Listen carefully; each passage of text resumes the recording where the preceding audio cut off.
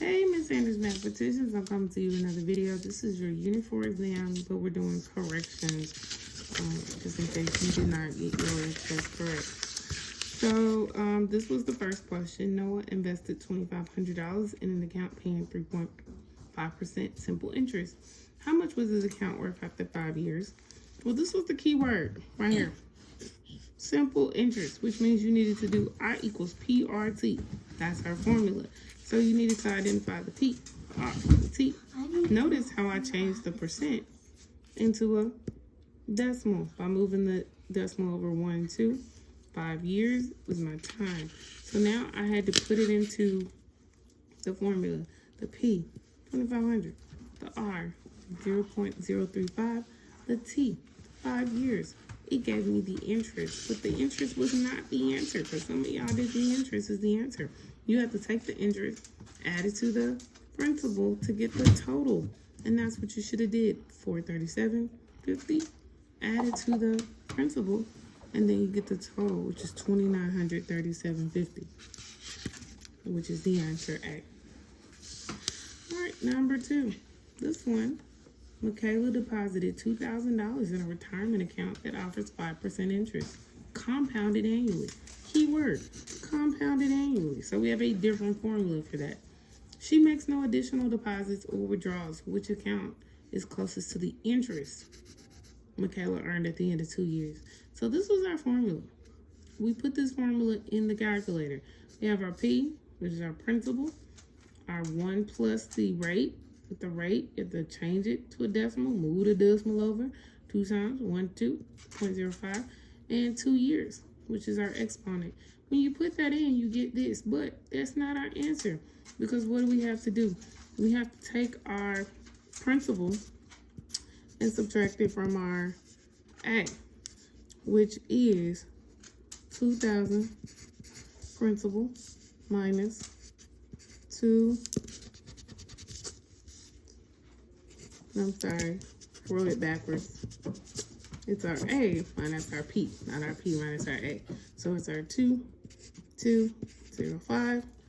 Gonna subtract it, and we get 205. So that was the interest actually earned on the account. So that's how you got 205. But those that got A definitely gave you half credit. All right, so the answer is C to this next one. Let's figure it out. Jose used to budget $500 each month for groceries. He decided to change his monthly budget groceries to $425 this month. By what percentage? He looking for a percentage. Was Jose's budget for groceries reduced this month? So because this is a percentage problem, we use part over whole equals percent over 100. It's telling us that he decides to budget $500 each month. But for groceries, $425. So we need to figure out what percentage of that works. And we know, multiply, divide. But just in case you don't remember, 100 times 425 equals 500 times x. You're going to multiply these two numbers, 425 times 100, add a 0, it's 500x. We're going to divide by 500, and you will get, let's put it in just to see what we get.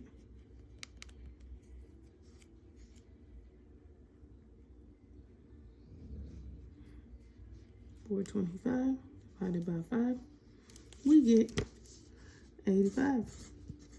But why do we get 85%?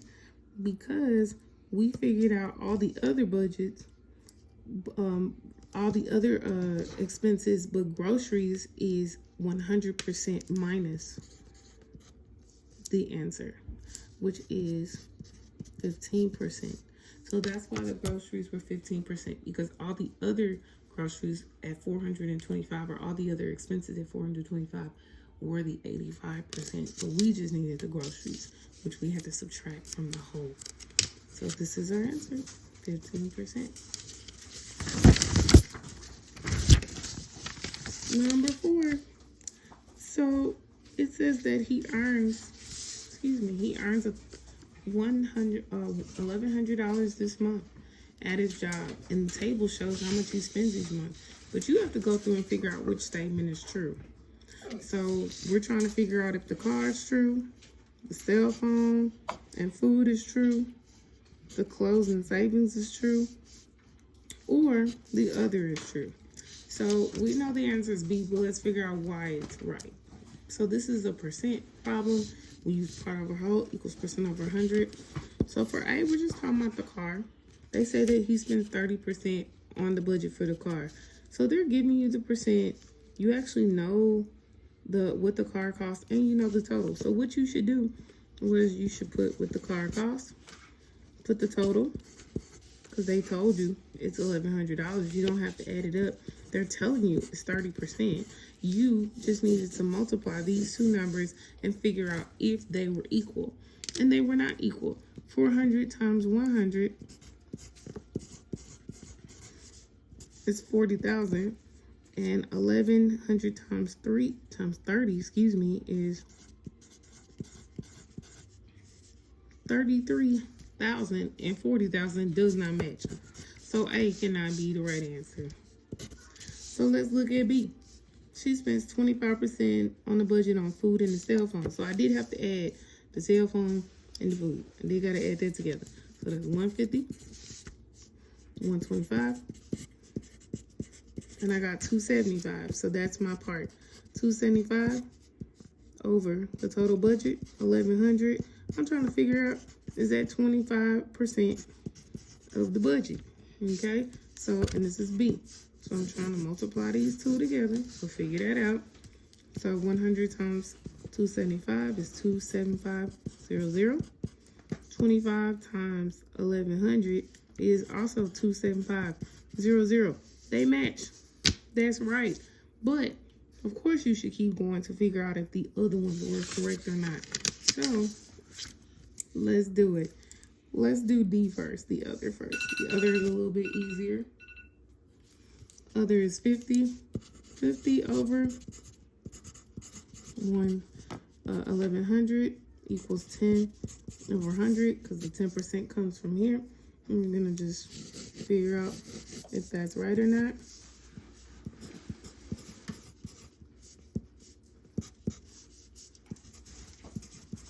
Nope, not right. Doesn't match. So then the last one, and this is D. C, the clothes and the savings. So we got to add those together. Clothes, savings, 375. Same total, different percentage. Multiply them together. 37500. 44,000. Don't match. Don't match. Not it. So your answer is B. All right, last multiple choice question. So the easy way. You had to create a net worth statement, but it was missing one. They actually gave you the net worth. So you needed to figure out, you had your assets, you had your liabilities. All right, abilities, I'm not gonna don't judge me. So you had your assets, you had your liabilities, you added them up. You should have known that the liabilities was negative 4,500. And really, you didn't even have to do all that and add it all up. What you needed to do was know that because your net worth was 26,6500, you needed to subtract all these assets from 26,500, and then subtract or put your negative in and subtract that too, and it would have gave you your answer of what you were missing, which was negative 22,500, negative 22,500. So all you had to do was take all these numbers, put them in your calculator, and subtract them from this number, and it would have gave you that number. Very simple problem. Well, that is the end of your multiple choice. I'll see you in the next video on your open-ended. Bye.